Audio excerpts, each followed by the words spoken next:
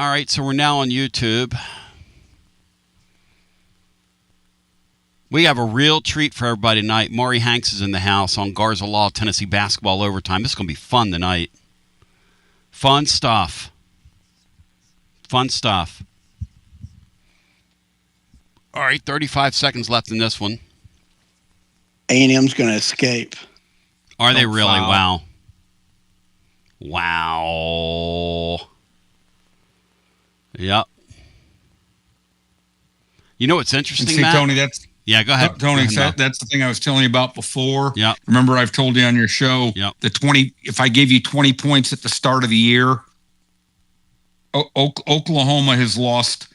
They need 18 points, Tony, and they'd have 6 more wins. Here we go, boys.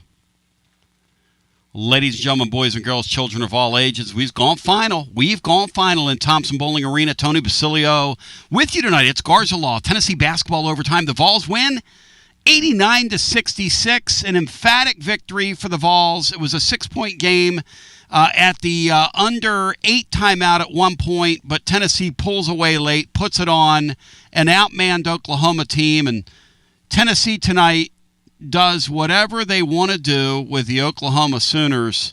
The Vols, at the end of the day, when you look at this game and you look back at it, it's going to boil down to me, really one thing, and that's points off turnovers. Matt Dixon, would you care to guess how many points off turnovers the Vols scored tonight? As, by the way, I remind you, we're presented by Marcos Garza, the Garza Law Firm. Tonight we have a special treat for the listener. Maury Hanks is joining us. Maury Hanks, scout. He's been around basketball in one way, shape, or form, high-level basketball, either at the NBA level or at the collegiate level since the mid-'80s. So he's getting ready to get his 40-year pin. And he also is the impresario, owner, operator of Global Sports. Look him up, boys and girls. Tennessee's played in a Global Sports tournament before, and he has tournaments all over the world and has for a long, long time. But, Maury, you're an NBA scout for a few decades anyway, and you're going to bring a fresh perspective to this thing. And, man, I'm glad to have you here. Well, thank you, Tony. It's great to be with you tonight. Well, hey, Matt, let's get back to the point. And, by the way, Matt's playing with some pain. He was recently in the ER, and Matt's answered the bell tonight. So, Matt, kudos to you for getting up back on your feet, and we want you back being 100% soon. How many points off turnovers you think the Vols had tonight, which is not our forte, Matt, but it was the difference tonight? I know. I would somewhere between 25 and 30 would be my guess. It would have to be a season high, at least in a game against one of these non-crip teams. Yep. But no, it's really a real outlier because Tennessee hasn't been forcing a lot of turnovers, especially recently. And Oklahoma's a team that doesn't turn it over often. So obviously that was a point of emphasis the last couple of days in practice. And that's Tennessee not only forced a lot of turnovers, but were able to convert them into points. And that's easily the difference in the game because Oklahoma actually shot pretty well from the field when they took shots. 31 points off 15 Sooner turnovers. And Maury and I were talking in the first half, and he was like, man, watch that number as we go along tonight. That's going to be the difference in the game. Guys, other thoughts on the evening, and then we'll go to the phones and hear what the living listener has to say about a big Tennessee victory tonight in a night where a couple of home teams survived, almost got defeated, but survived. It looks like A&M with Ole Miss. Is that right, guys? That's a survival job. And then Alabama with Arkansas. 2 survival jobs, yes? Is that how we Alabama, Arkansas is going to overtime. Oh, whoa. Arkansas is going to overtime. I speak too soon. Acuff hit a 3 late, and he has 41 points tonight. Damn. You don't think old Acuff can play, do you? There's some great young players in the sport. All right, Maury Hanks, your thoughts on what we witnessed. Then we go to the phones. Amen. This is the first time, Tony, I've watched him play basically from start to finish for a game. The Vols. Yep. From the beginning of the year, Amet's game has just continued to evolve. He's getting more confidence and whatnot. He's very, very skilled, as your listeners know. His confidence is way up. He scores in a whole bunch of different ways, but he made some plays tonight. Like he put the ball on the deck, went to the baseline, got cut off a real nice drop pass. The guy missed a gimme layup, but it's very, very easy for him to play offensively.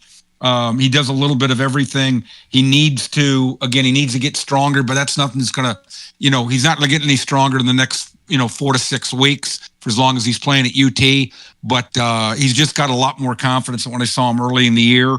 And as Matt said, the points off turnover was a difference in the game because, Oklahoma's not a great team. They're kind of undermanned and whatnot.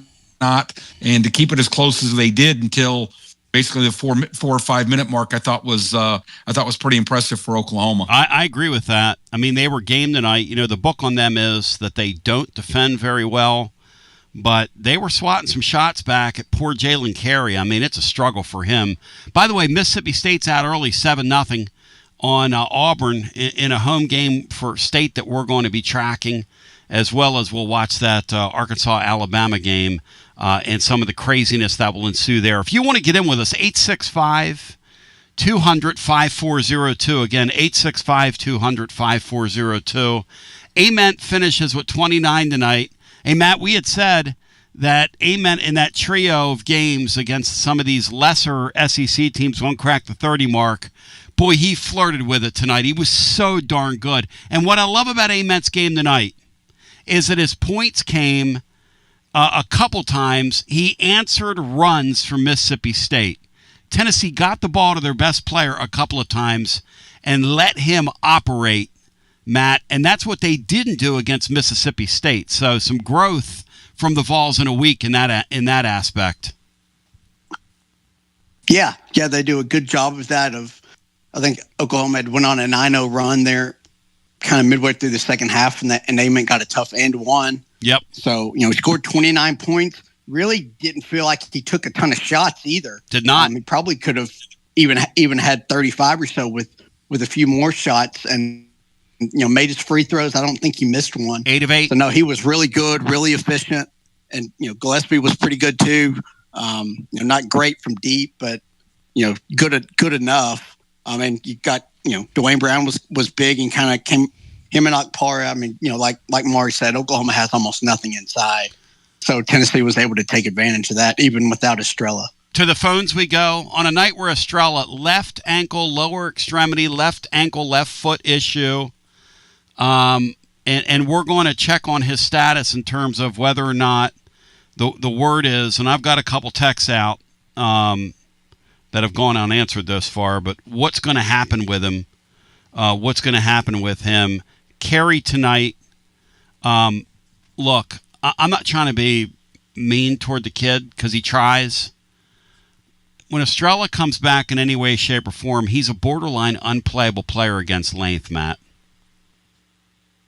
He's just a borderline unplayable player against length. He cannot get a shot off. I mean, I hate it for him. But we'll go back to the phones. Gillespie tonight. Let's say one more word about him. I thought tonight was his best night on the defensive end all year. He was as active defensively as we've seen him. It was shades of ZZ out there. How did the 31 points occur? Gillespie had 8 steals on the night. 31 points off those turnovers. He had 8 steals. The Vols had 16 turnovers, turned Oklahoma over 16 times, rather. Just a great night. Let's go to the phones. Hi, welcome in. You're on Garza Law, Tennessee Basketball Overtime. Hi. Hey, Tony B. What to do? It's West Hill Billy. Hey, Billy. You got Maury Hanks, and you got Matt Dixon and me. Welcome in. So we've been waiting all this year for a great close, a great finish. You mentioned it, the under 8 timeout, they cut it to 6. I think from there it was 26-9 down the stretch, which was just a beautiful finish. And for a long time, they were stuck on 6 points after the under 8 timeout, and 2 of those were the free throws that they got. So I mean, it was truly a bludgeoning from there. What was the number? What was the count there down the stretch? It was 57-63 after they hit their free throws out of the under 8. And I believe we went 26-9 down the stretch. Ooh. All right. And, I thought they cut it to 6. We came down and I've been kind of critical about our bounce passes into the post and the way we've done that this year, but we had a beautiful duck in from a Mint. Then he came down, hit a bucket, and then had a nice inside pass again. It was kind of 3 trips down, 6 points, and that was kind of it. It was almost like they called that stuff. Hey, Mo, Barnes isn't a big, call plays, but it seemed like, to his point, in West Knoxville, it seems like, Maury, they attacked Oklahoma inside purposefully tonight, especially out of that timeout. Yeah, I think sometimes they looked like they were trying to play inside out, where they would kind of, I call it shrinking the floor. You throw the ball in, you've got to defend it because, as Matt said earlier, they don't have a lot of low post defense, shot blockers, things like that. Even though they did block a number of shots, but and then that just makes it easier for the guys on the perimeter. Like you said, also when they came out of timeouts, getting Amet shots coming off of screens and things like that. His feet are square, just catch the ball and had easy looks at the basket. Anything else for us in West Knoxville, God's country, my friend? Yes, sir. One more thing. You mentioned Nate Ament free throws. I went back and looked at 5 games. This guy's shooting 95% from the free throw line all of a sudden. After almost having a hitch in his stroke earlier in the year, he is drilling free throws. And I think it's making a huge difference. Obviously, it's making a huge difference. Somebody on YouTube had a great quote, and I'm sorry for not quoting you, but the comments are coming in fast and furious as we have over 250 viewers on YouTube alone, which is a huge number when you're live in that platform. But Nate Ament's just comfortable in his own skin right now. He's just things slowed down for him.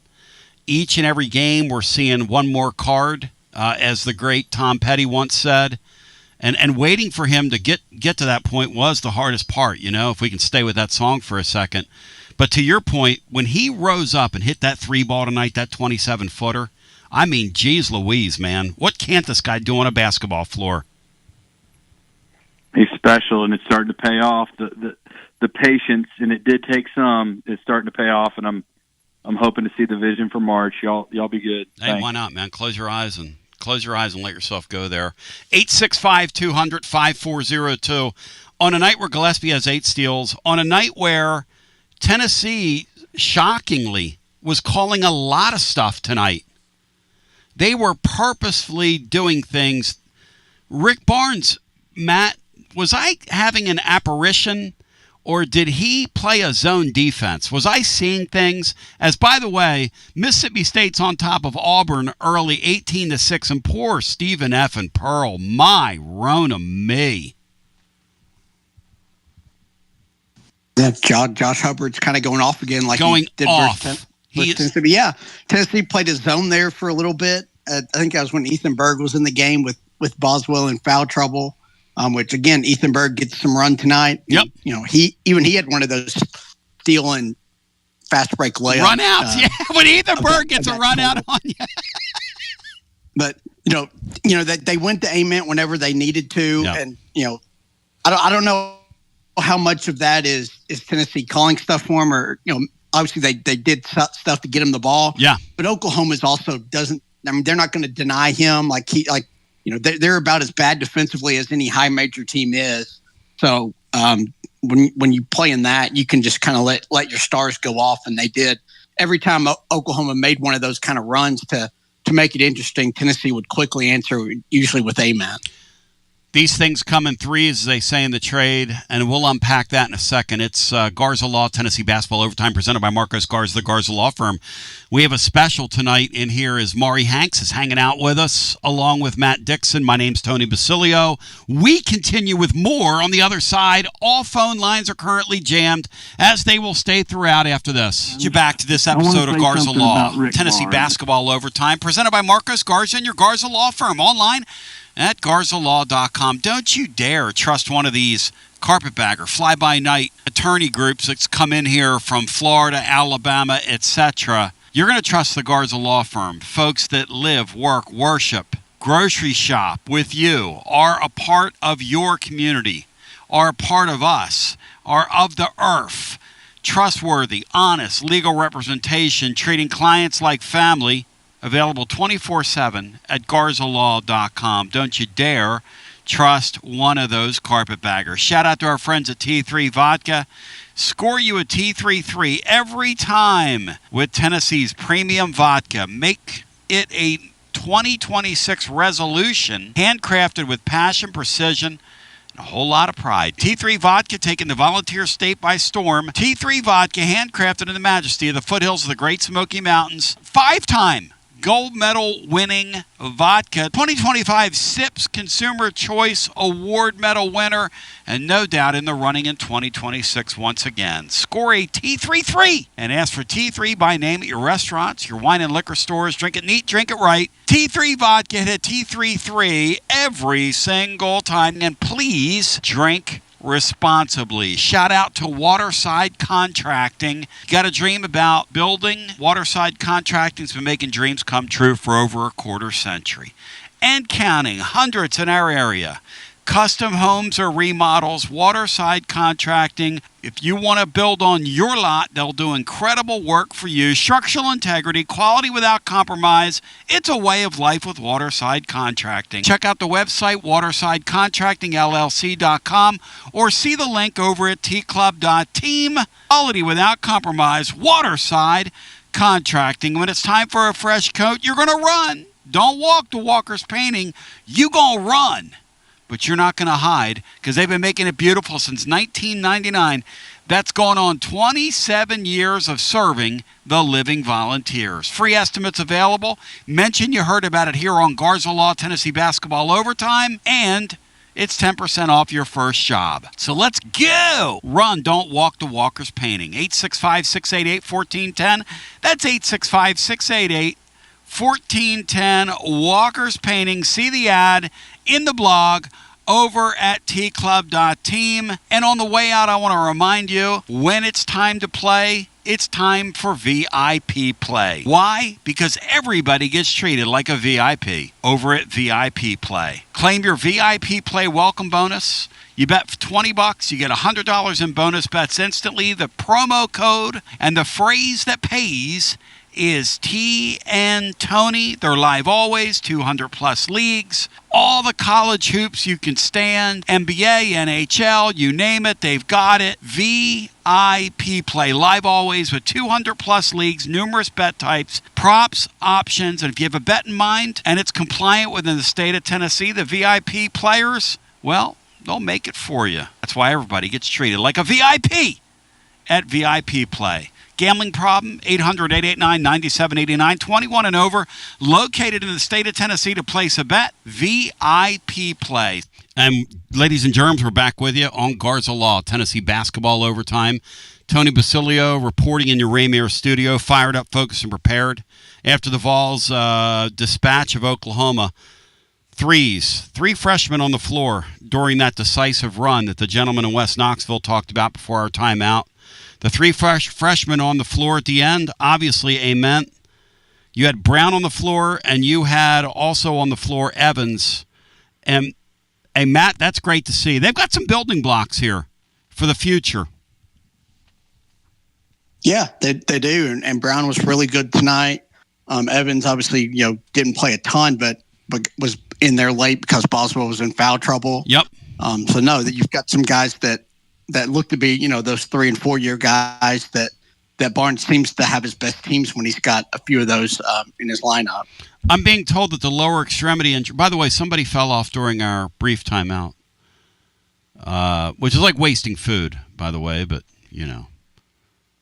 I'm not going to complain about it. It's a free country. Maybe somebody got cut off, but 865-200-5402 if you want to get in, as one line becomes available. Folks wondering about Estrella. Will we see him Saturday? Here's my belief. I don't think they're going to rush him. I just got a text from somebody that apparently it's the same leg that he's injured a couple times since he's been here. It's a shame. He cannot stay healthy. It's a shame. We're 4 weeks till Selection Sunday, I was just told. And the last thing Tennessee's worried about is Vanderbilt Saturday night and re-injuring that young man or hurting him. as we're going to a second overtime, Mo. Alabama and Arkansas playing a wild game befitting of those two teams. One thing about Nate Oates, Mo, he's going to play the game one way, and if his one way isn't working, he's going to get whacked. But they can get in some wacky games with some big runs, man, as Maury Hanks joins. That's a crazy game tonight there. Crazy. Yeah, they were way behind, and then this kid just missed a not a pretty good look here to win the game at the end of the first overtime. Back to the phones we go. As Maury Hanks is in along with Matt Dixon, my name's Tony Basilio, and you're on Garza Law, Tennessee Basketball Overtime. Hi. Hey, Tony, it's Jeff in Morristown. How you doing? Hey, Jeff, good to talk to you. It's a great game tonight. Yep. Total team effort. Really proud of the way everybody played. I think team's really rounding up, shaping up to a good team.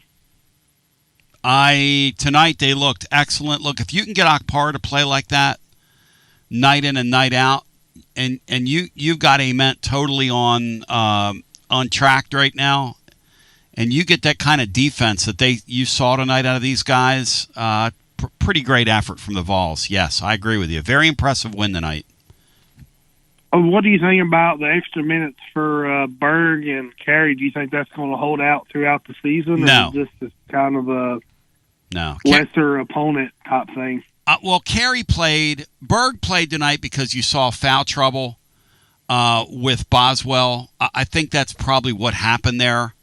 And if you'll notice, Boswell, though he had the 4 fouls, hey, Matt, do you find that curious that he wasn't reinserted in the game down the stretch, as he generally is? He was not on the floor in the final 4.5 minutes, Matt. What do we make of that? Anything? No. You had ballooned the lead up to about 20 points, so I just think they decided that there's no point in putting him in there. Let Evans finish the game out. Yeah. If it was a close game, if it was under 10 points, they probably would have put him back in. But give him a little bit of a breather. You're not going to lose anything with Evans out there. So I think just the score probably did that more than anything. In terms of your point, you're about Carey. Carey's a guy that when you play length is going to be hard to put on the floor. When you're playing teams he can play bully ball with. Maury, you got a pretty good comp for him. Your scout's eye. Share it with the listener. Share your comp Tony, with him. I haven't seen him play a full game, but just watching him tonight, he reminded me of when Jarnell Stokes played at Tennessee. Not saying he's as good as Jarnell Stokes is, but Jarnell really struggled to score over any kind of length. Yep. When he got the ball, in the low post. If I used to call it, he needed a direct angle. Like you needed to get him where he could get over his right or left shoulder and have a direct angle to the basket. And if he doesn't have that, he's going to really struggle. That's why he gets his shot blocked all the time. And Carey tonight, that's kind of what happened to him. I mean, there were a couple times where he had clear and smooth sailing and still got it thrown back at him. Yeah, if Carey could jump like Phillips or Berg could shoot like Vescovi did in his first 3 years, we'd be a very dangerous team, Tony. But I don't know with what we got coming off the bench. I don't have a good feeling about March. Well, the issue is, and listen, I appreciate you. The good thing about college basketball is everybody has issues. That's first of all. Second thing, this team's tracking to win 22 or 23 games. Now, Saturday afternoon's a pivotal game because that's one you almost take a pen and put loss there in that one. So if you get that one, you're stealing one back, especially against a quality opponent on the road. But let's go back to the phones. If you want to get in, 865-200-5402. Again, 865-200-5402 is the number. And we have a couple lines available for you, so jump in. If you're making your way back from the game, we'd love to hear from you. Mark Griffin, I know you're on your way back from the game. I saw you down there in those expensive seats tonight. Rising and surprising. Dressed in black like Johnny Cash himself. As we go back to our phones and get our next call in. Hello and welcome in. You're on the air. Tony B, it's Big Tyler Bray. How's it going? Hey, FTB. Welcome in. Hey, I had the pleasure of sitting next to the great Connexial Ken tonight and watching the game. Couple key points we saw that were really neat was when about 7 minutes into that second half and Akpara had that, the entire rest of the game the guy was locked in. Oh yeah. And me and Ken were talking about, like, should we get him off earlier and get him engaged, because first half he was okay, but like that last 12 minutes of the second half, he was unbelievable. Yeah. Look, Boswell, or it wasn't Boswell, it was Gillespie with that dish and that jam. I mean, that's why we go see Division I basketball games. That's what you're doing. That's what you're there. And by the way, he was really dialed in at the end of that. And Maury, let's give Oklahoma some love here, because one thing we're going to have on the blog tomorrow is their NIL is 15th in the country. And then I'm going to get back to Wichita County here in a second. But their NIL is 15th in the country, Maury. They got some freaking offensive players, man. I don't know how much defense they play, but that freaking Pack guy, he hit every money three ball until they ran out of gas at the end. I mean, they were incredible the way they kept hanging around in the game. Yeah, Tony, they like you said, they're 15th in the NIL, supposedly in the SEC. Only team that's got less money's South Carolina. They just don't have a lot of margin for error. And as I was talking to you off the air beforehand, they've lost 6 games combined by 6, 7, 8, 9, 12 points. They've lost 6 games by a total of 12 points. And, when you don't have much margin for error, that's why you can't do the things they did tonight in terms of the giving up the second chance points off the rebounds or turning the ball over. But Nigel Pack, I think he's about 30 years old, but he had a good night. They've got, Davis is a good player. Yeah. And they just don't have enough of them. Joey Aguilar thinks Nigel Pack's old. Hey, by the way, to fake Tyler Bray, so I've got a question for you. Do we give the Connexial drive of the game to Nate Ament, who challenged their zone defense and took his own take and got a 3 the hard way, which was a huge play? They're on a 10-0 run. Huge play from him. Just an amazing take. Or is it the aforementioned Gillespie to Akpara, which ignited the run? Which one is the Connexial drive of the game presented by our friends at Connexial, your transportation company located right here in Knoxville, making it safer and making us more efficient? Where are you going? KONEXIAL.com. What are we doing? I think it's got to be the Akpara slam. I think the game changed completely after that. Defense was completely locked in. I'll give it to Oklahoma. They make some really tough shots. Really tough shots. And right after the Akpara play, and crowd gets crazy. Yep. Everyone's loud. Everyone's wild. Yeah. And this guy is on like a 2-on-1, and he buries something from the top of the key that was completely covered. Yep. And I'm like, how do these guys keep making these things? It was unbelievable to watch them play. It was a high-level game tonight offensively is what that was. And Tennessee played a high-level defensive game. That was the difference in the game. One team defended. Well, you juxtapose that with, Connexial Ken and I are sitting there talking, and you've got, I understand we're being positive, but Jalen Carey is such a liability. All you got to do is foul the guy. And we were playing a game of over-under 0.5. Poor guy. Every time he went to the line for 2, the over-under wasn't 1.5. It was a half. And that guy went under a lot more times than you'd like him to. I mean, that guy can't shoot a free throw worth anything. But it was a great game tone. The guys really ratcheted down in the second half. And I contrary to the last caller, I think we're doing a little bit of bits, playing Carey late into the second half, playing Berg late into the second half. With Nate Ament, you have a chance. Like that guy's unbelievable. Thank you, my man. Great talking to you, and thank you, Connexial. Ken, you're the man, a.k.a. Wichita Ken. Hey, Maury, Pat Adams out there tonight. These referees, is this the time of the year when they start getting weary?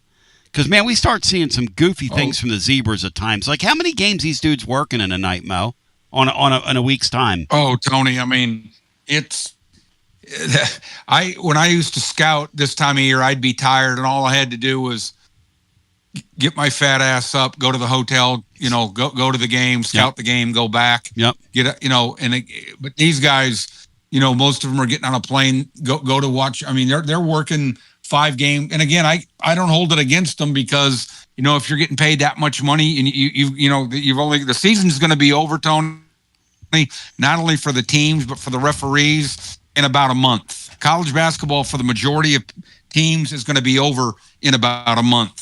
The good ones will get to work some in the NC2A tournament, but the dirty little secret about the NC2A tournament is they don't get paid like they do for an SEC or a Big Ten game.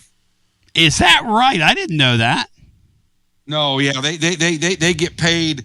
They get paid at a reduced rate. They don't get paid like the SEC and the Big Ten pay them the most. They don't get paid that, and then during the NC2A tournament, if you work both games the first weekend, you will work Thursday and Saturday or Friday and Sunday. You work 2 games. Well, these guys are used to working 5 or 6 games a week. So this time of year, even though they're tired and kind of beat down, they're going to work every night they can. Hey, Matt Dixon, explain Akpara to me, who the caller brought up there, FTB. Explain that to me. How he was so locked in tonight after dunking the ball. I mean, offensively, it was kind of an outlier because he just rarely does stuff like that. But he's he's really your only true rim protector and kind of shot blocker inside. And we saw how much Tennessee was attacked inside in those games he missed. Auburn just killed them inside in the second half. And so we've seen that. So he's really good there. He's a good enough athlete to where you can switch and he can guard most other players, at least a little bit. I just think he just brings some defense and physicality that you kind of lack otherwise. And he's really good in the pick and rolls, but I don't think Gillespie's a very good pick and roll point guard. Like that's one of the few offensive things I think Ziegler was better at. So it's hard for Akpara to get points unless it's against the team that just has nothing inside like tonight. That's why the lob was so fun. You definitely need Akpara in games because he's really, again, your only true inside presence defensively. Back to the phones we go. The other thing, and if you're just getting in your car, Estrella tonight sits out with a lower extremity issue. It's the same leg he's had injured. It's the same. I don't say it's the same injury. I'm not a doctor, but it's in the same area. And will you see him Saturday? I don't know. I know this much. I was told we're not going to rush him back. We're 4 weeks from Selection Sunday, and the eyes are on a bigger prize than a game at Vanderbilt. Doesn't mean he won't be on the floor, but when I hear things like that, I would say I wouldn't count on it. But let's go back to the phones. Hello and welcome in. You're on the air. Hello. Hi, you're on Garza Law, Tennessee Basketball Overtime. Yes, go right ahead. Hey, Tony. This is Sports Talk Jay. Hey, Jay. Enjoying the show. Hey, I want to talk to you about Nate Ament. Mm-hmm. I thought maybe we'd overspend on the $4 million, but I tell you what, last 7 or 8 games, he's been fantastic. That guy's got ice water in his veins. He's part of a freshman class that they're calling a generational class, which I'll let Maury talk about here in a second. But he's up there. He's a part of that deal. He really is. Yeah, I think he changed the game tonight. I agree with that. Got down to 6 points, and I thought we're going to blow this. And Ament said, "No, we're not. Yep. I'm taking over." Yep. And he absolutely took over, and that's a rare thing for a freshman. Super rare. That's why you want your stars to star. And he's getting ready to not be a freshman anymore. You go through this league one time and you get ready for that big tournament. Those guys cease being freshmen, especially guys like him. The Garza guy at BYU is another guy in the last month who's just completely turned it on. And those guys have all-world talent. I mean, those are great basketball players. Yeah, I got to agree. Anyway, enjoying the show. Just wanted to call in, and what a great game. I enjoyed it so much. I'm so glad that we wound up not blowing that and then just blew it out. So, anyway. Thank you. I appreciate it. Yep, good talking to you.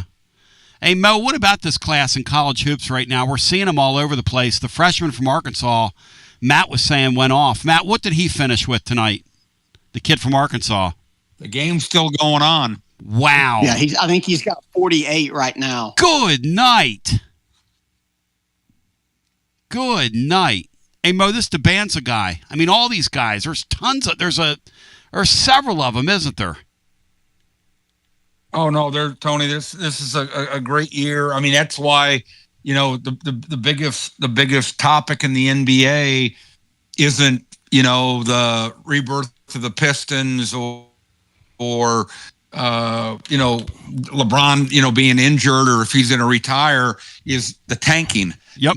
To get in to the top 3 or 4 to get one of these guys. I mean, the kid from BYU, the kid from Kansas is fantastic. Boozer at Duke, amen. There's a number of them. And again, that's all anybody's talking about is, teams basically just laying down, not playing their guys. 2 guys from Sacramento, Levine and somebody else out for the Sabonis out for the year. Yeah. Oh yeah, yeah. We're starting to see that now. The laying down. Yep. I think there's 20 games left in the NBA, and teams are just laying down. It's a disgrace how many guys in the NBA get paid not to play, and I'm gonna leave it at that. But that's a broken, messed up sport when you get right down to it. This Acuff guy is going absolutely off. He's got 49 right now, second most points in Arkansas history. And he's got a shot at a 50-burger here with 1:23 left in the game. Arkansas up 113-112. Hi, you're on the air. You're on Garza Law, Tennessee Basketball Overtime, presented by Marcos Garza, the Garza Law Firm. Hey, Tone. Welcome Johnny in. Balls calling in. Hey, John. Man. Welcome in. Hey, thank you. Great to have Maury Hanks on. That's just awesome. I was going to put this question to him. It's kind of maybe an odd question, but the playing time for all these guys, and it varies from coach to coach, I'm sure, but the playing time for this group of Vols, do you think Barnes based it on practice, game minutes, whether they, do they practice well and, practice to gain that time? So I guess what I'm asking is, do you have any feeling, because we're seeing different players, like Bird, he plays a game, then he disappears, not disappears completely, but you know what I mean, I think. But what do you think about that? Matt, what's your read on that? I think at Go ahead. this time of the season, yeah, the rotation's kind of set, but I think Matt said earlier, I think late in the game when they had the lead, they let the young guy play to give him some minutes. And so, but again, I think at this stage, coaches have kind of got the rotation set. Now, again, they maybe want to save their legs for later on, especially if you're going to, you're up 15-18. Again, when I used to scout, I'd go to games and I'd see a team up 18 with like 4 minutes to play, and they'd have their best players in. And I'd go to another scout. I'd go, what is he doing? All somebody has to do is roll into that guy's knee or his ankle, and the guy's out for 2 to 3 games. Well, 2 to 3 games is, that could change your season. And so I think I think if coaches are smart, they're saving guys if they got leads. Like if I'm up 18 points, I don't have Nate Ament in the game, late in the game. If he gets hurt, you got nobody else to score. But getting back to your question, I think at this time, you know how practices went. You're really not practicing as much. You're preparing for the other team because you know what you're going to do. And when you can get guys extra minutes, I think you try to. It's an interesting thing when you're talking about the who plays and how much they play. And this year they've been very slipshod with their minutes, and the rotations have been kind of odd. Matt, it's been weird all year, hasn't it, in terms of who plays, how much, and why? It doesn't seem to be a rhyme to reason for it this year. No, especially with those freshman kind of wing guys with Evans and Henderson, yep. And then Berg here these last couple of games. It does feel kind of odd. Each one of them will have a good game or two, and then they'll kind of tail off, but another one will get more minutes. It's I assume it's probably based on practice more than anything else, but yeah, it is weird. But those are kind of your bench players and not the key guys. But you're trying to still 4 to 5 minutes a game with Gillespie on the bench, and then kind of I guess the same with Amick. But you have to have one of those two on the floor at all times to be able to function. Alabama, Arkansas. I'm telling you, Tony, this is a high-level AAU game that just broke out. You got that right. 115-117 final. Arkansas gets to the 10, misses a putback slam at the end of the game. I kid you not. And it ends with Alabama running the clock out in front of a crowd that just saw like an old-school ABA game. But, John, I don't know this year in terms of why they're doing what they're doing with the rotation. Like, for instance, Berg reemerging from the catacombs of over there at Beano's Church over in Oak Ridge was not on my bingo card. No, mine neither. Well, no, Tone, you guys answered that. That's a awesome answer from everyone, and I'm not trying to kiss ass. It just it was. Very much. So I appreciate that. Tone, do I have time for one other real quick comment story, whatever? So you mentioned Johnny Cash a minute ago, and I wouldn't be here right now, which, the show would be on to a couple more callers, and they wouldn't be saying, John Vols, that's enough, dude. But my grandfather in West Tennessee was a cotton farmer, and he was approached by Johnny Cash. He also played many instruments. I left that out, but he was approached by Johnny Cash and his band. It just happened to be in the Jackson, Tennessee, Memphis area. And he came to the door, and my grandfather just happened to be in Alamo, which is near Jackson, shopping. And he missed Johnny Cash's visit, and he missed a chance to play, possibly play. I'm not just saying, possibly try out, be a part of Johnny Cash's band at that time. Wow.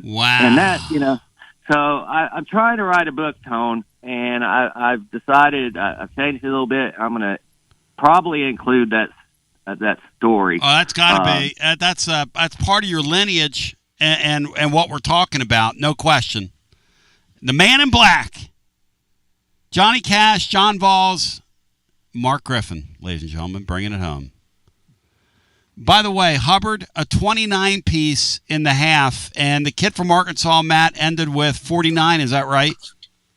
Yeah, ended with 49. Hubbard actually just hit a 3. He's got 32.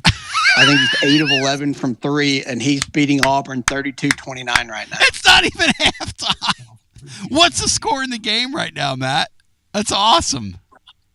State's up 46-30, under 2 minutes in the first half. So 32 first half points. Hey, Maury, Hubs, Stephen F. and Pearl's getting ready to lose his 5th game in a row, Mo. Not good.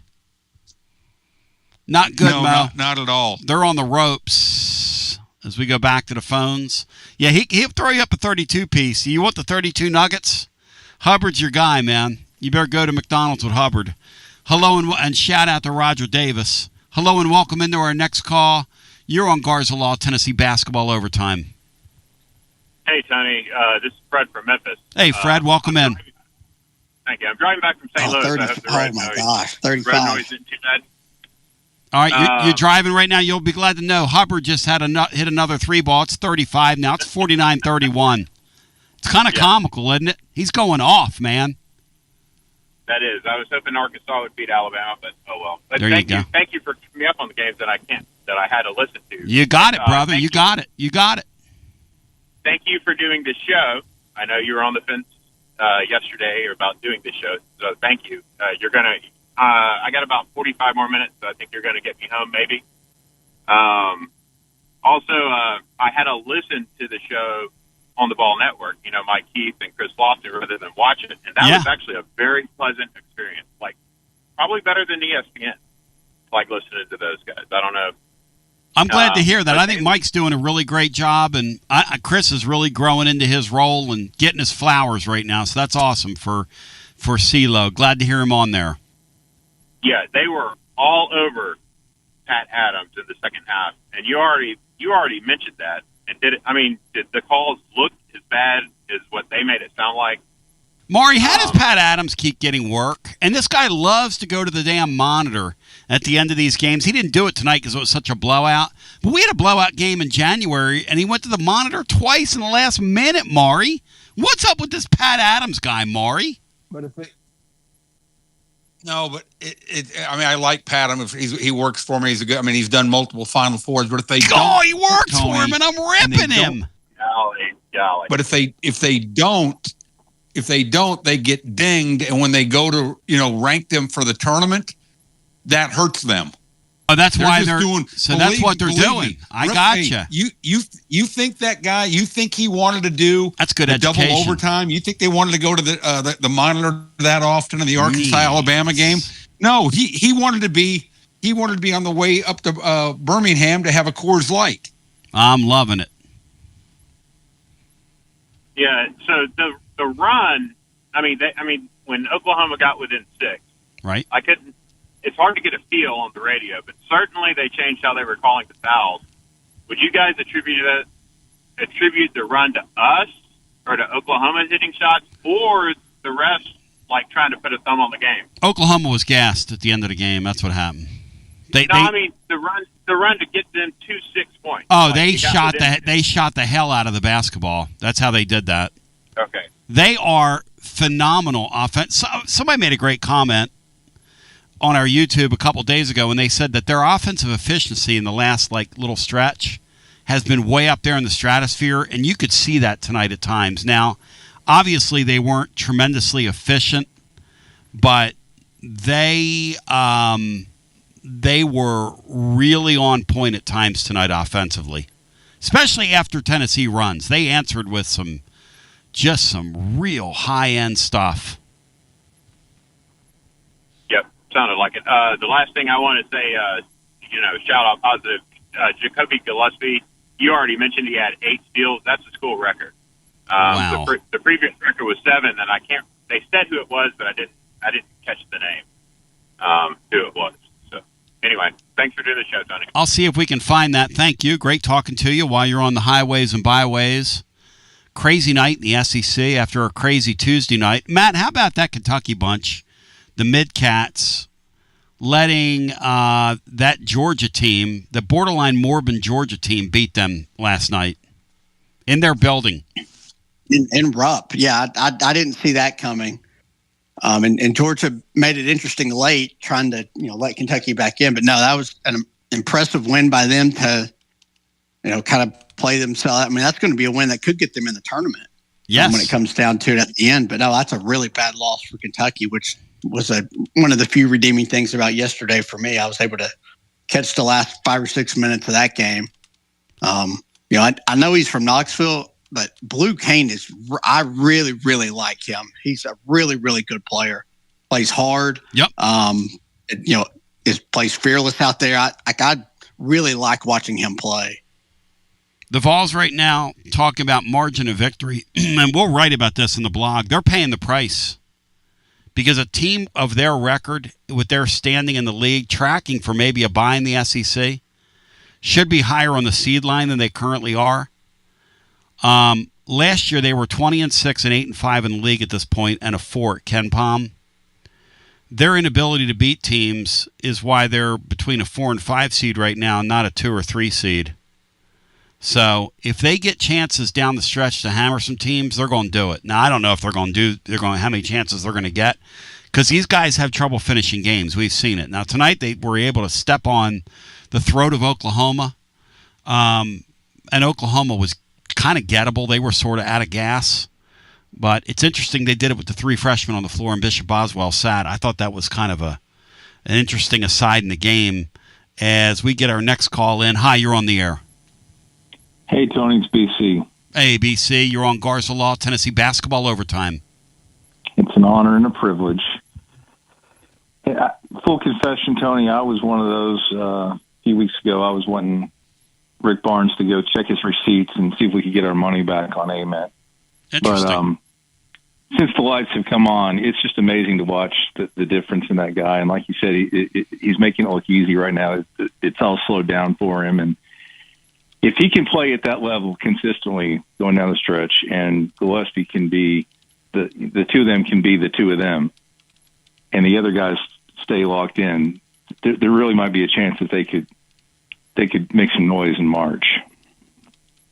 Look, Maury Hanks, when I met him 10 years ago, looked me in the eye and said, listen, if you want to win in March and you want to go to a Final Four, you got to start getting NBA basketball players. And the better they are, the better when you have one of those guys on your team, the better the chance, the better the opportunity. And Maury, by all accounts, this AMET guy is one of those guys you're talking about, a guy coming into his own come March.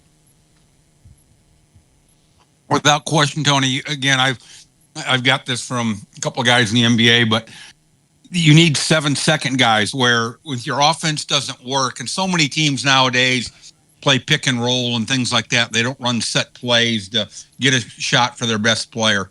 But you need a guy when the shot clock's running down that you can throw him the ball, get the hell out of the way, 2 or 3 dribbles, he can go and rise up. And that's what you've seen AMET do in the last 4 to 6 weeks. I mean, early in the season, I know some of your 18 listeners, like this gentleman, was honest enough to say, hey, he's a waste of money.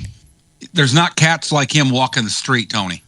That's exactly the point. And to your angle, BC, the guy tonight, and Maury's right, he shot that 25-footer in one of those 7-second situations. Yep. He had to make a play there. If he would get just a tiny bit greedier, which I think he might, yes, and not worry about being polite out there on the floor, he could really take some games over. Yeah. And it's almost like the formula from back in the day with the NBA, where you needed a Hall of Famer, an All-Star, and 3 solid role players. If you can kind of fit that template, there's a lot of success you can have. Tony, I want to say one other thing, getting back to your existential crisis from earlier in the week. I really depend on you more than you realize to keep me company a lot of days and a lot of nights. And you and your cast of crazies, and even the guys who take it too seriously and take it personally when teams don't play the way they want them to, just the familiarity you provide and the stability you provide means a lot. 2 weeks ago today, we lost my mom. And the waves of grief are just so, they hit you at unexpected times. But when there's something solid and friendly and fun, that provides such a release and a relief. And I'm just so glad you're there. And I really appreciate you a lot. So I just want to say that tonight. God bless you, man. And sorry for your loss, Bri. Good hearing from you, man. And thanks for the kind words. 865-200-5402. Really great night of college hoops, man. I mean, the stars are on display tonight. Matt, give me an update on Hubbard. He has 35 at the half, and Stephen F. and Pearl's down, 16? Yeah, he had 35. I think he was 9 of 12 from 3. Yeah. So it wasn't like he took every single shot. He's just been on such a heater. But yeah, 35 at the half. Acuff had 49. I mean, Hubbard could easily get to 50. 50, yeah, from here easily. Yeah, because Auburn tonight. Tony, the kid from Kansas, Peterson's got 20 and 16 minutes in the first half. There's some guys going off, man. There's some high-level ball on the night, too. And that damn DeBanza guy is a great player. Wow. Let's go back to our phones. 865-200-5402. And the point about having not just a pro, but a high-end pro is really well taken by me. I know some are missing the point and saying, well, better players and you win. Okay, fine. You can say that. That's fine. The point is, though, when you have one of those special people that you give the ball to, and they're a real live, legitimate pro, the opportunity for advancing to the next round in a close game, it does increase.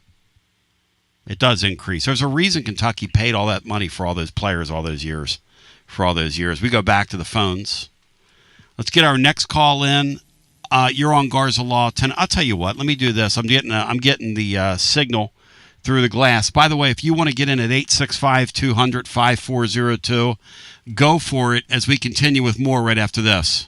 We'll get you back on this episode of Garza Law Tennessee Basketball Overtime momentarily. Shout out to our friends at Garza Law. They're online at garzalaw.com. They are attorneys that care. Let us help. And they are live. They are local. They live among us. Don't you dare trust one of these out-of-towners, these carpetbaggers, these people that have bombed the area on our local airwaves. Garza Law online at garzalaw.com.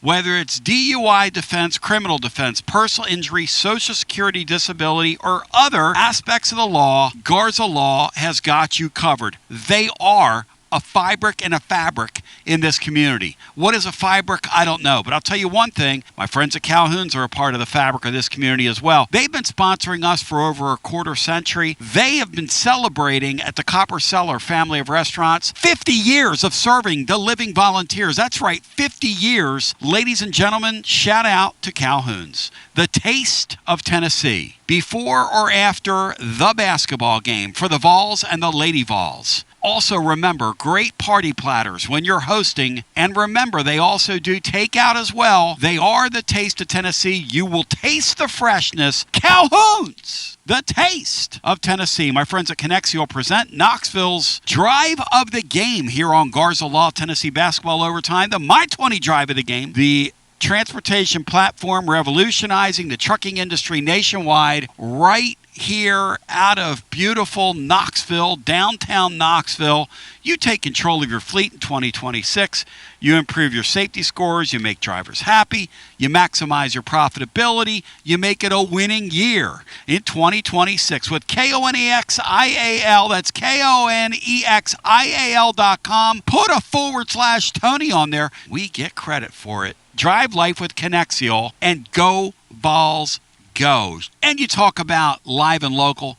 Josh Collins is a pillar in our local community. What a beautiful guy he is. Look, you can get insurance anywhere, but will you get the Collins insurance difference? Our entire studio in the Raymere studio is insured by Josh Collins and the Collins Insurance Agency. We count on him. We trust him. We've had a few lightning strikes here. They've always been quick to pay. You never know what's going to happen. You and I both know that. See the difference. Experience the difference. CollinsInsuranceTN.com. Also, want to shout out my friends at Alumni Hall. Ladies and germs, basketball season. The Vols and Lady Vols, they've got you covered. Also, when you're getting excited about Tennessee and the upcoming baseball season, they've got you covered. Doesn't matter the sport, doesn't matter the season, whatever the season, whatever the reason. Alumni Hall, the ultimate volunteer shopping experience. 3 locations in Knoxville. Also Bristol, Johnson City, Murfreesboro, and anytime around this great world of ours at alumnihall.com. Alumni Hall. Now let's get back to the action on Garza Law Tennessee Basketball Overtime. Before we get back to the phones, I just want to focus one more time on Gillespie's night. Matt Dixon just shared with me that he is in he's bested some really high company here. He had a great quote afterwards. Shout out Nega Dave. 8 steals a school record.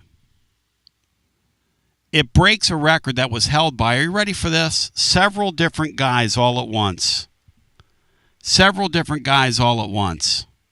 Breaks the record held by Kennedy Chandler, Vincent Yarbrough, LaMarcus Golden, Clarence Swearingen, Dale Ellis, and Terry Crosby. Now that's amazing that many guys got 7 steals in a basketball game to me. And Dale Ellis was a freak, that played with his back to the basket back then, that went to the NBA and became, well, if you look up top three-point shooters, career, all-time minimum, whatever the number of attempts is, you're still going to see Dale Ellis's picture. Just wow. And that's just an amazing cast of characters. Here's what he said after the game tonight. They asked about his 8 steals, and he said, I was really gambling tonight, Matt. That's what he said. I was really gambling. Shout out to Dave, wherever he may be. Yeah, I didn't see that coming because, like I said, Tennessee, this team just hasn't been great at forcing a lot of turnovers. And Oklahoma, I think outside of Vandy, has the lowest turnover percentage in league play. So I definitely didn't see, a school record being broken in that. And really, that's where the game was decided. I mean, you knew Tennessee had an advantage inside and with second chance points, but to win that many, points off turnovers, they had to be plus 25 there. That's easily the difference in the game. Exactly. No question about it. So I'm going to head back to our phones as we get our next call in, 865-200-5402.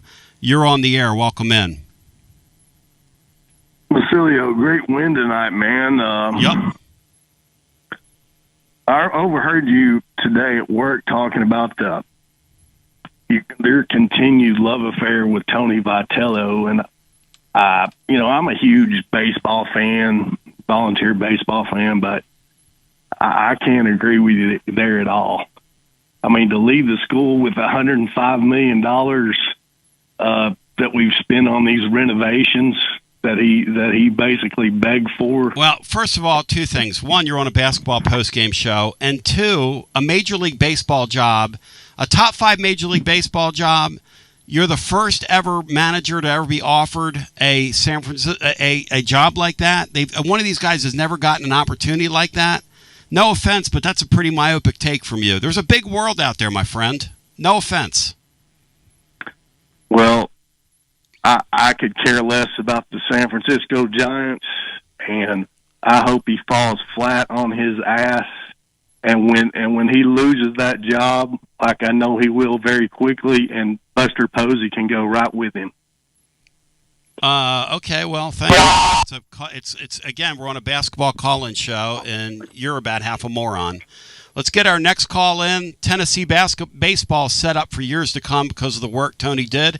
And Josh Elander's going to stay right in there and finish a job and be great. It's all going to be awesome, man. But Tony did not acquit himself well yesterday, and Hubbard just made another 3-ball. Matt, how many does Hubbard have now? 38? 38. Yeah, that's his 10th 3. You think they're going to guard? Are they going to guard him or just let him shoot open shots? Hello and welcome. Hey, that shot's wide open. Steven's one of the best defensive coaches in the country, right? I remember him telling us that at a press conference. Hello and welcome into our next call. You're on the air. Hey, Tony and Mari and Matt. And Matt, hope you're feeling better. It's Zach in E-Town. What a great game. Great post game also. Tony, I had a quick question. I'd like to really ask Mari this little kind of scenario. Mari, with Nate Ament catching fire here, and this incredible class, which I'd also like to hear if you think it's better than, say, like maybe the 96 or even some other type of class. But is he inspired to take more control of this team, not only just for our team's sake, but for his own financial sake? And I mean, do you see that happening as we get into the SEC tournament and then the NCAA tournament? No, like I said earlier, I just think he's getting more comfortable in his own skin. The game's slowing down for him, but also I think a big point is they need him to do it. They don't have a lot of other guys out there that can score. When the shot clock runs down and guys can create their own shots and make things happen, they don't have a lot of guys that can do that. So they need him to do that. Your other thing about comparing it to other classes, you can't compare a draft class until 3 or 4 years down the road, because there's been a lot of guys that, he's going to do this, he's going to do that, play 2 or 3 years and you've never heard from him again. So, you got to check back, let's say, in 2030 to see how good this, year's freshmen turn out to be in the NBA. Sure. Yeah. I guess I was just, kind of going off of potential. Tony, I think you said Acuff went for 49. Yep. And the fact that Arkansas got beat, does that put us into a second place? Matt, what's that do for the standing? I don't know it off the top of my head. I'd have to look it up. Yeah, it just I'm not going to be negative. It does make me crazy to think that just if we had held one of those Kentucky games, we'd probably be looking at sole possession of second place. But this is a nice win. These next 2 road games, I mean, I think it was so important to get a double-digit win, because we've got actually now, I guess, 3 ranked opponents, 2 Vandy and 1 Alabama. Tony, do you think that they can go 2-0 on these road games here? Because they played pretty decently. No, I don't like a Saturday. I don't like that game there. I hope I'm wrong. Listen, Tennessee can control them with their front line. Right. And that certainly is that's a path to victory. That's a weird place to play. It's an odd place to be. And, that's going to be a hell of an atmosphere in there. It's caught us in some bad spots, and we've fallen victim to some last second shots and some weird things. But man, if we could win that one, it would take a lot of pressure off of playing at Missouri on a Tuesday night in one of those kind of trap games. But and that's going to be a tough game. That 9:00 game there is going to be tough too. I didn't mean to talk over you, but that's going to be. No. Those are 2 very difficult back-to-back games. That's a sleepy good game, because that Missouri team, I don't know what it is about them, but they're big game hunters. The bigger the game, the better they can play at times. They gave us a pretty decent game last year, if I'm not mistaken, with the at TBA. Yeah. But great team win tonight minus JP. I guess we'll see if he's gonna make a triumphant return. I don't know what it is. Just some guys just wear and tear gets on them. But it's a great show. I hope Matt, like I said, I hope you're feeling better as a guy with lifelong back pain. And Maury, thanks for gracing us with your presence and all your knowledge. And Tony, we love the post game. Thanks. Thank you, my brother. Good talking to you. 865-200-5402. Go ahead, Matt. Yeah, Tennessee's currently tied with Arkansas and Alabama at 9-4 in the league, and that's good for second place. If Vanderbilt wins in Missouri tonight, they'd also join them at 9-4. But they're in a 3-way tie for second right now with Arkansas and Alabama, who happen to play tonight. Does this team feel like that? Does this team feel like that to you, Matt? It's wild that we're that high, that far up the pecking order. It's crazy because they've already played the hard part of their schedule too. So, you just got done playing your easiest 2-game stretch, but you've got the 2 games with Vandy left, and then Alabama. But you're favored in all of them, but the one Saturday. So, the league you're nowhere near as good as you were last year, obviously. But the entire league took a big step back from last year as well. I mean, even Florida, who's got a 2-game lead and the best team in the league, they're not close to what they were last year. So you found a way to win these games. You were able to win those road games there early when you were kind of on edge after you lost to Kentucky. You had those back-to-back road games, and you somehow won both when everybody would have taken a split. 865-200-5402. Maury, you scout around the country. That Vanderbilt scene, you've been in every gym. I mean, that's got to take the cake, right? And that thing's lit right now. Byington's done a great job. They're going to be really pumped. That's going to be a huge crowd in there. They're going to be oiled up. I mean, that's going to be a tough atmosphere, Mo. Yeah, in the past, Tony, visiting teams, Kentucky, Tennessee, could go in there and their fans could get a lot of those seats. I don't see that happening. He's done a great job. I mean, he 6 years ago, he was at Georgia Southern 6 years ago. He got the job to go to James Madison, and then they were smart enough to hire him there. It wasn't a sexy hire, just a good, solid ball coach, and he's done a great job there.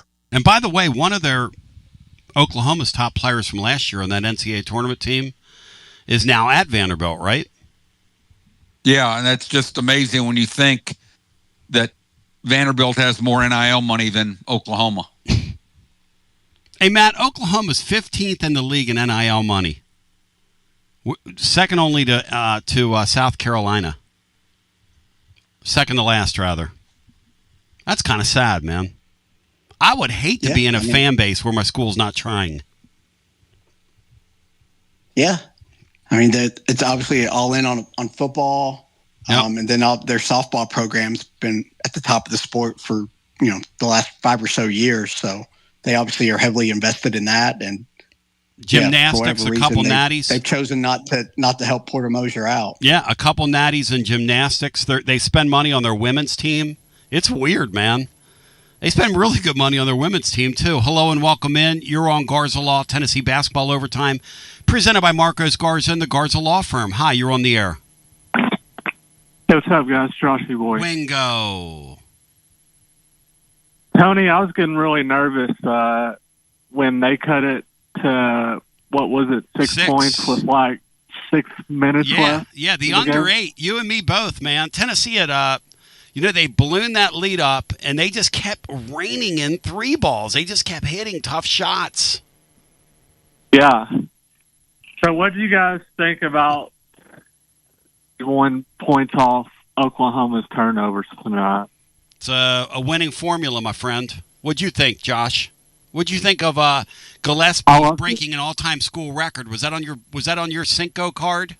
No, that was not on my Cinco card, and that was a really good stat by Negative.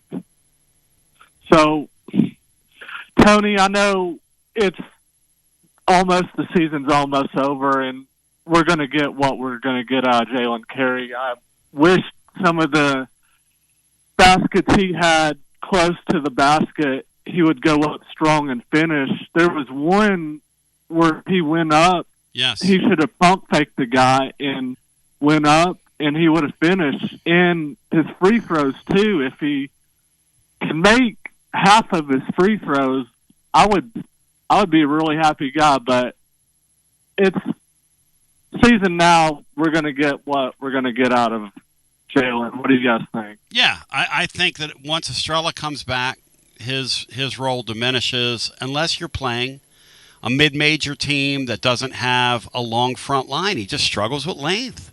And like Matt said, look, I'm vertically challenged. First of all, I'm white, so I can't get off the floor. Secondly, I'm Italian, so I'm stuck to the floor. And Jalen Carey looks like a paisan out there. He can't get off the floor, man. Did you say you were follically challenged? Oh, and I'm follically challenged as well, but he's not. He's got a nice head of hair on him. He's got a nice head of lettuce.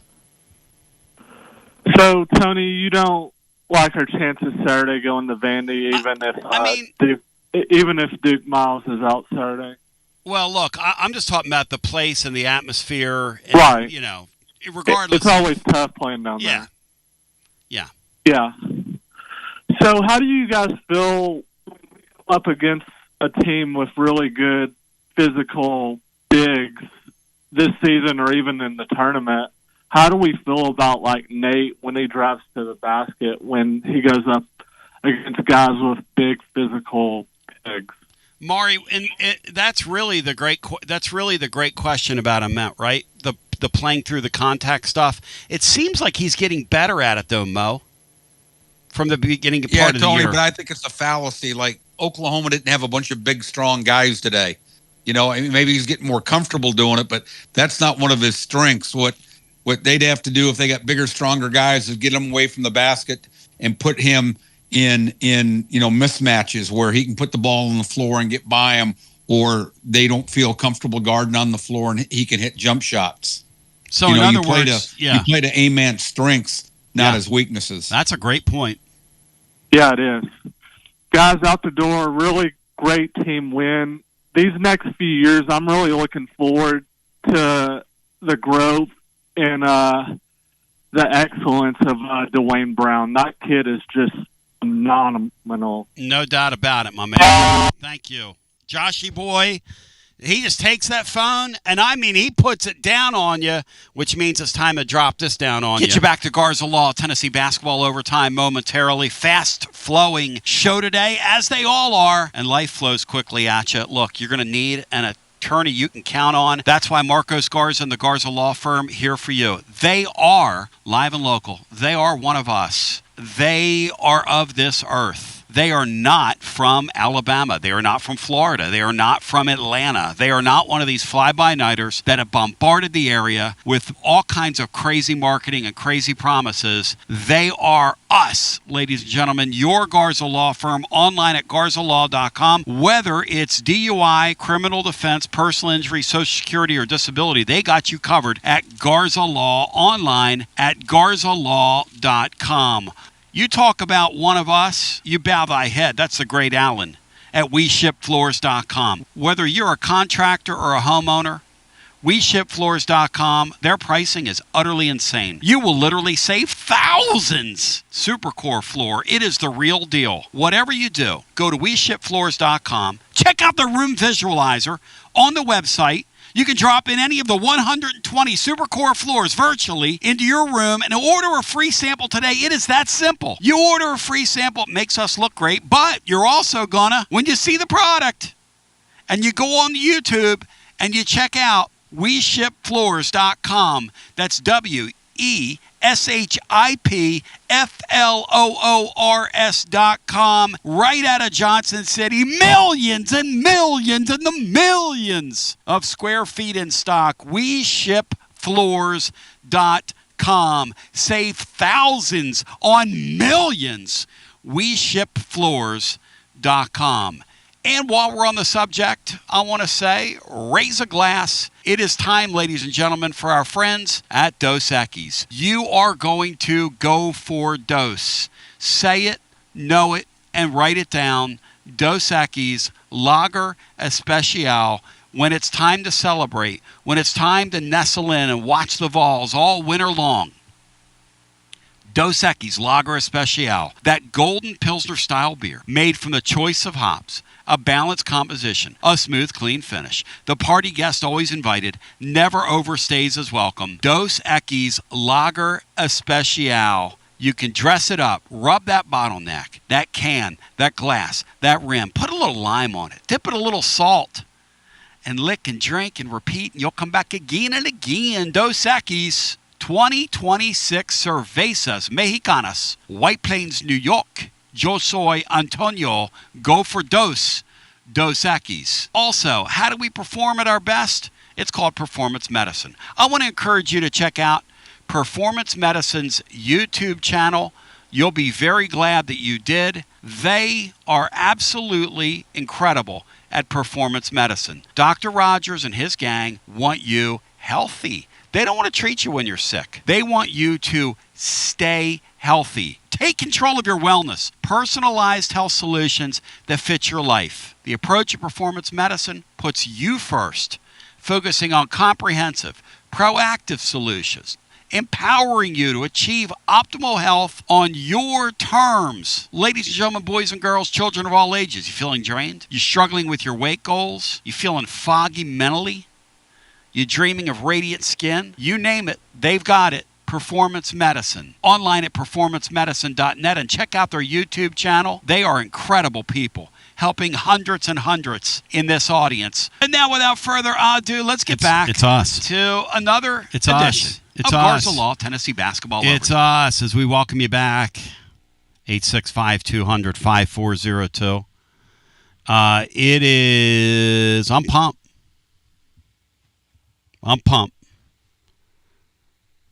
Hey, Matt.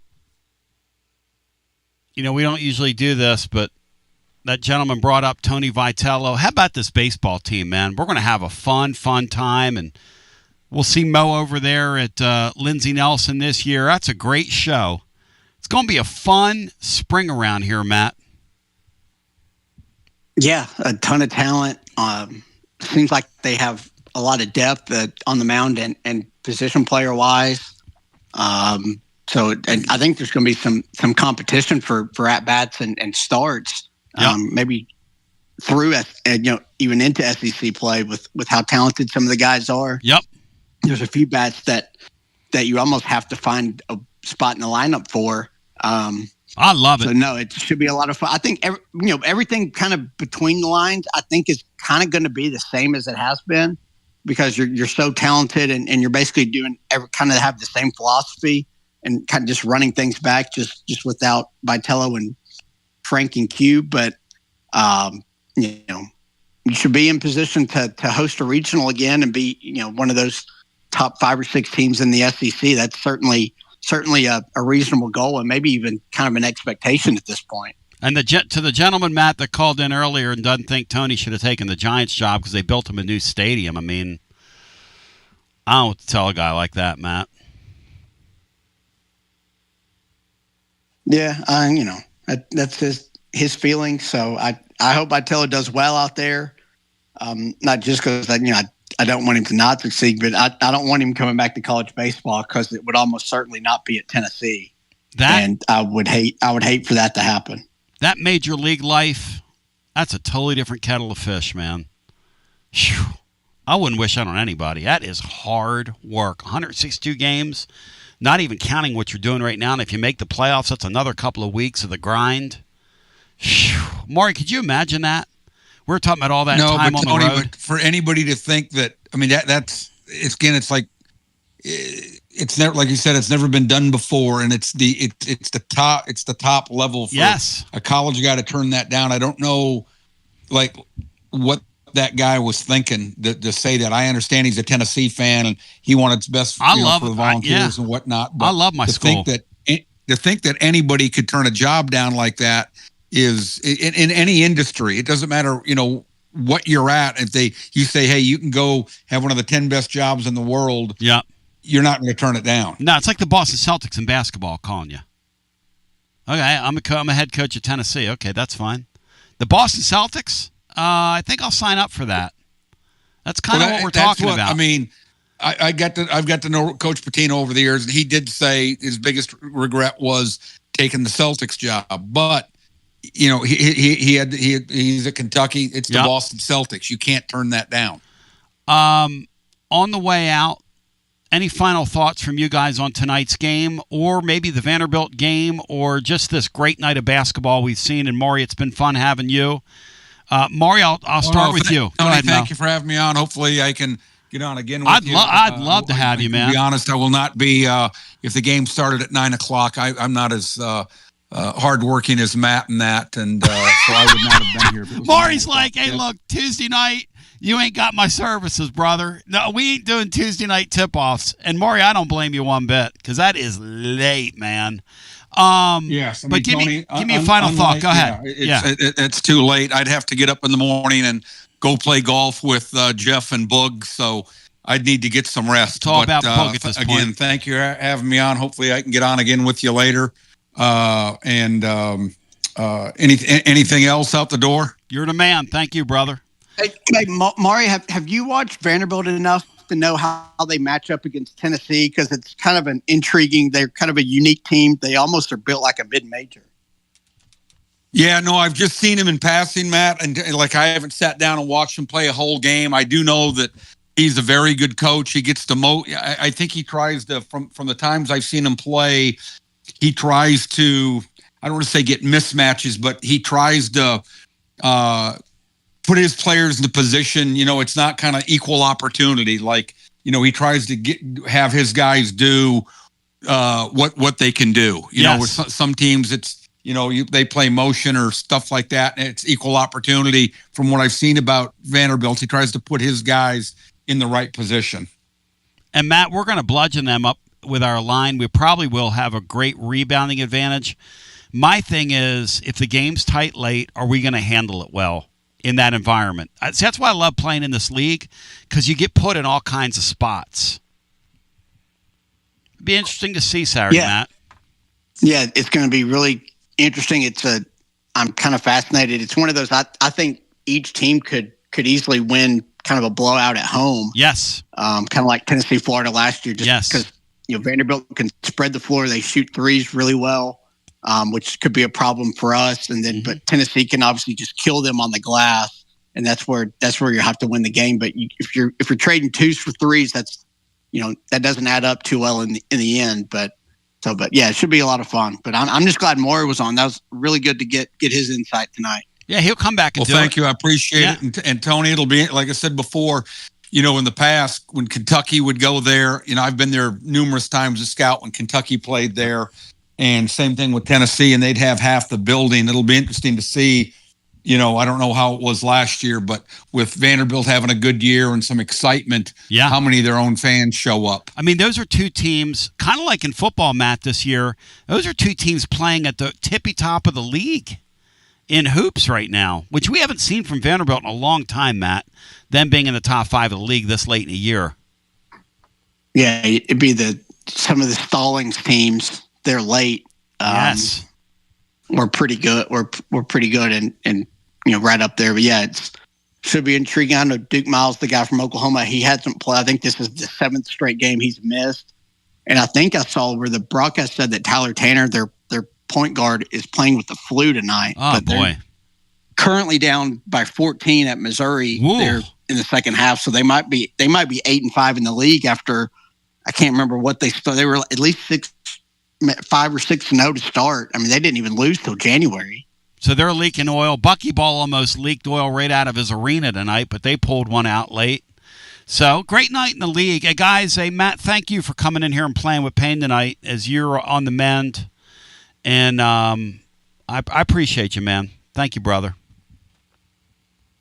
Thank you, guys. I want to thank Matt Dixon. I want to thank and Maury Hanks as well. All of our wonderful, terrific sponsors tonight for helping us put on this program. The great, great calls. Our friends over at YouTube, wherever you're consuming the program tonight. I hope we were able to get you to and fro. And to some of you that missed the early portion of the show, one of the things I like to do is take the early portion, and you're going to hear a little bit of our watch party here. Mo, Matt, and myself, we were discussing what we were seeing. As we leave the airwaves, it'd be a great night if Auburn can get beat, and I'd like to see this Hubbard guy go for 50 as well. It'd be kind of fun, but on a night where Nate Ament had a great, great evening. Gillespie tonight breaks the school record for steals, and all feels okay in Tennessee world as the Vols blow out Oklahoma. Tight game at the under 8 timeout, but Tennessee put the foot on the throat, never looked back, and we appreciate you. We love you. I want to thank Marcos Garza, the Garza Law Firm, all of our wonderful sponsors as well. And let's go ahead and shout them all out here. Our friends at VIP Play. Remember, everybody gets treated like a VIP over at VIP Play. Also, shout out to T3 Vodka. Our T3 tonight, no doubt about it. You got it. It was Nate Ament from 27 feet out. Also, special shout out to Waterside Contracting along with Walker's Painting. My friends at Calhoun's, ladies and gentlemen, they are the taste of Tennessee. Right around the corner, that deck's going to open. It's getting warmer. It's getting warmer. It's baseball season. We're going to be out there on SEC Fridays breaking it down scientifically. Shout out to my friends at Connexial, Wichita. Ken, shout out to you. Great choice on the play of the game. Also, Josh Collins and my Collins Insurance Agency. Alumni Hall. Let's remember my friends at Dos Equis. You will go for Dos Equis and Performance Medicine. We've been performing our best tonight thanks to our friend at Performance Medicine. We love you. We appreciate you. We support you. Peace and GBO. Fun program tonight. I know. I would somewhere between 25 and 30 would be my guess. It would have to be a season high, at least in a game against one of these non-CRIP teams. Yep. But no, it's really a real outlier because Tennessee hasn't been forcing a lot of turnovers, especially recently. And Oklahoma's a team that doesn't turn it over often. So obviously that was a point of emphasis the last couple of days in practice. And that's Tennessee not only forced a lot of turnovers, but were able to convert them into points. And that's easily the difference in the game because Oklahoma actually shot pretty well from the field. 30, they took shots. 31 points.